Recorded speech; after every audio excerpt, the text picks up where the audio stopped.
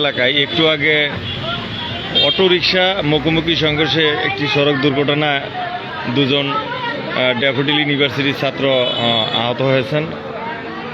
এখানে প্রাথমিক অবস্থায় চিকিৎসাধীন আছেন ছাত্ররা। আপনারা দেখতে পাচ্ছেন এই বেপরোয়াভাবে এই অটো চালকরা রাস্তায় চলাচলের কারণে, যদিও সরকারি নিষেধাজ্ঞা থাকা সত্ত্বেও এই অটো চালকরা মানছেন না রাস্তার নিয়ম কানুন।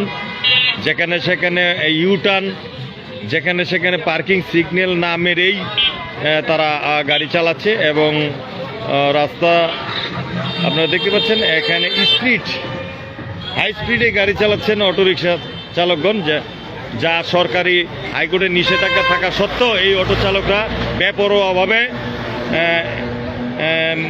গাড়ি চালিয়ে এখন এই দুজন ছাত্র আহত হয়েছেন। আপনারা দেখতে পাচ্ছেন এখানে প্রাথমিক অবস্থায় চিকিৎসাধীন অবস্থায় আছেন। তোমার যদি ভিতরে সাহস থাকে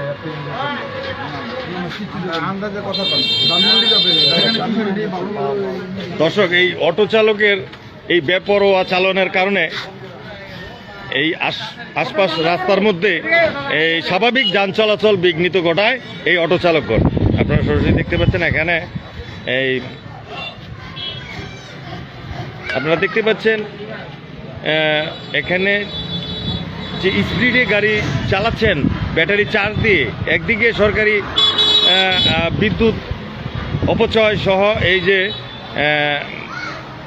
করছেন এই অটো চালকগণ, পাশাপাশি রাস্তার সড়ক দুর্ঘটনার প্রধান কারণ হিসেবে এই অটো চালকগণ আছেন।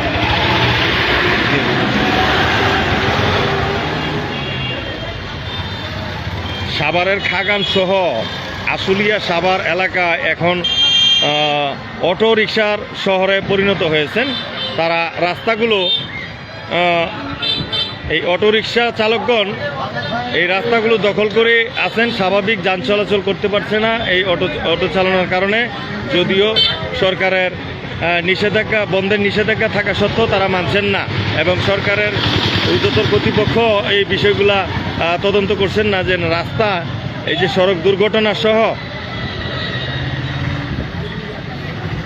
এই যানজট সৃষ্টি হচ্ছে, স্বাভাবিক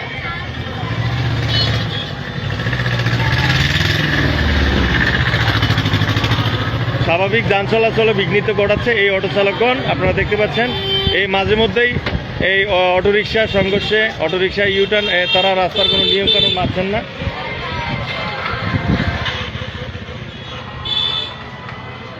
এই সাধারণ জনগণ এখানে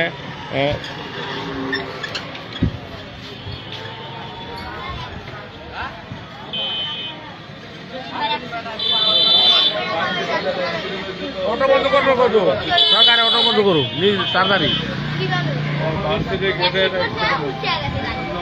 এখানে যদিও হাইকোর্টের নিষেধাজ্ঞা থাকা সত্ত্বেও এই অটো চালকগণ সাভার আশুলিয়া রাস্তা দখল করে আছেন। এগুলা ঊর্ধ্বতন কর্তৃপক্ষের নজরে আসা উচিত। এই অটো বন্ধ করে প্যাডেল রিক্সা চালু করার জন্য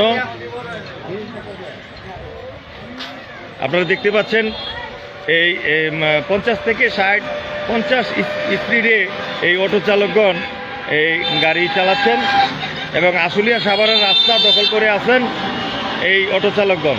স্বাভাবিক যান চলাচল এই বিঘ্নিত ঘটাচ্ছে এই অটো চালক। এই অটো চালক অটোরিকশা বন্ধ করে জনগণের দাবি। আচ্ছা, জনগণের আমরা নিরাপত্তা চাই। আপনি কি দাবি এই অটোরিকশা চালানো কি আপনি কিছু বলেন? আমরা চাই অটো বন্ধ করুক সরকার, দ্বিতীয়ত বন্ধ করুক। আমরা এখন নিরাপত্তা অটো আমরা রাস্তা পারাপার হতে পারি না, ছেলে মেয়ে স্কুলে নিয়ে যেতে পারি না অটোর জন্য। আমাদের সরকারের কাছে আকুল আবেদন, যাতে আমরা অটোটা বন্ধ করে দেন। কিন্তু জনগণের কর্ম দিয়ে অটো বন্ধ হোক, আগে অটো লাগু কর্ম চাই, আমরা অটোলাদের কর্ম চাই। আচ্ছা, এই যে সড়ক দুর্ঘটনা হচ্ছে অটো, এই বিষয়ে আপনি এই বিষয় হলো যে আপনার যে অটো চালায় আমার ভাই, আমার বোন, আমার মা, আমার ভাই। আপনি তো আপনি তো প্যাডেল রিক্সা চালাতে পারেন। হ্যাঁ, অবশ্যই। তাহলে কেন আপনি এই রিক্সা তো বাবা আমি 3 জন নিয়ে টানতে পারতেছি না বাবা। আমার কেন 3 জন নিয়ে কেন টানবেন? আপনি 2 জন নিয়ে টানবেন।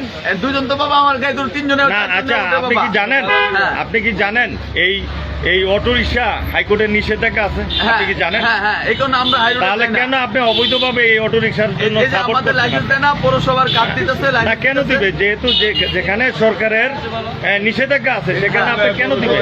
আমরা তো সরকারি নিষেধ পার হই না, আমরা সরকারি নিষেধের ভিতরে থাকি। আমরা না আপনি তো একটু আগে বললেন যে সরকারের নিষেধাজ্ঞা আছে, তারপরেও আপনি কেন বলতেছেন না এই ধরনের বক্তব্য? ধন্যবাদ আপনাকে।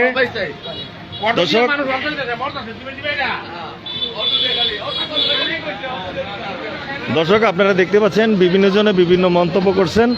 এখানে এই অটো নিয়ে এখানে আহত দুই ব্যক্তি প্রাথমিক চিকিৎসাধীন অবস্থায় আছেন।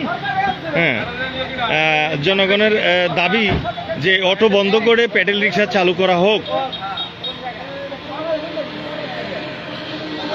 ধন্যবাদ দর্শক, সঙ্গেই থাকুন, একটু পরে আবার ফিরে আসবো।